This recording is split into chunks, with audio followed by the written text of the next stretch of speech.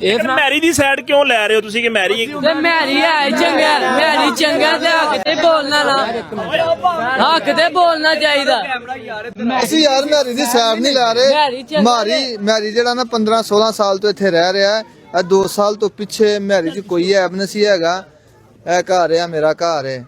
Mary ਦੀਆਂ ਸਭ ਧੀਆਂ ਭੈਣਾਂ ਹਨ। ਮੈਰੀ ਕੇ ਹਮਸਾਏ ਆ, ਮਤਲਬ ਹਮਸਾਏ ਆ, ਇਕੱਠੇ रहते हैं। ਇਕੱਠੇ ਆ।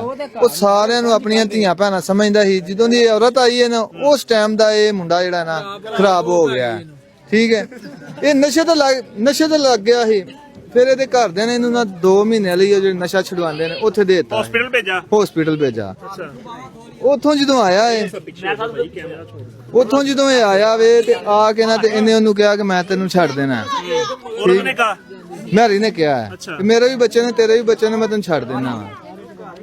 ਔਰਤ ਨੇ ਨਹੀਂ ਛੱਡਿਆ ਹੈਗਾ। ਫਿਰ ਇਹਨੇ ਉਹਦੇ ਭਰਾ ਸੱਦੇ ਨੇ, ਮੈਰੀ ਨੇ, ਉਹਨਾਂ ਨਾਲ ਗੱਲਬਾਤ ਹੋਈ ਹੈ। ਫਿਰ ਨਹੀਂ ਇਹ ਮੁੜੀ ਹੈਗੀ। ਫਿਰ ਕੁਰਾਨ ਲੈ ਕੇ ਉਹਦੇ ਮਗਰ ਨੱਸਦੀ ਰਹੀ ਹੈ ਕਿ ਤੈਨੂੰ ਕੁਰਾਨ ਦਾ ਵਾਸਤਾ ਹੀ, ਮੈਨੂੰ ਨਾ ਛੱਡ।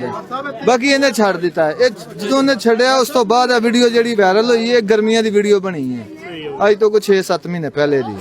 ਬਾਕੀ ਮੈਰੀ ਜਿਹੜਾ ਅਸੀਂ ਦੇਖੋ, ਮੇਰੀ ਗੱਲ ਸੁਣੋ, ਅਸੀਂ ਕਿਸੇ ਦੀ ਸਾਈਡ ਨਹੀਂ ਲੈਂਦੇ। ਕੀਤਾ ਉਹਨਾਂ ਗਲਤ ਹੈ। ਛੱਡਣ ਛਡਾਉਣ ਦਾ ਮਾਮਲਾ ਕਿੰਨੇ ਅਰਸੇ ਪਹਿਲੇ ਚੱਲ ਰਿਹਾ ਸੀ? ਤਕਰੀਬਨ ਮਹੀਨਾ ਪਿੱਛੇ, ਮਹੀਨਾ ਡੇਢ ਹੋ ਗਿਆ।